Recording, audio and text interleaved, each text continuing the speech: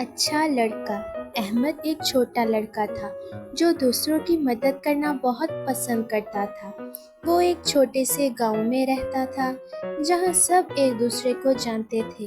احمد کے والدین نے ہمیشہ اسے نیکی اور احترام کی اہمیت سکھائی۔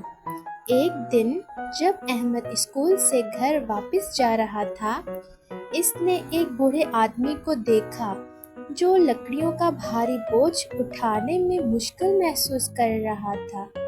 بغیر سوچے سمجھے احمد بوڑھے آدمی کے پاس بھاگا اور مدد کی پیشکش کی۔ وہ آدمی حیران ہوا لیکن شکر گزار بھی تھا۔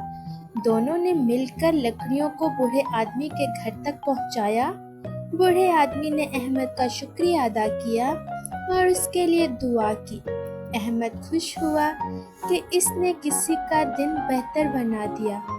اس دن کے بعد جب بھی کسی کو مدد کی ضرورت ہوتی، احمد ہمیشہ وہاں موجود ہوتا۔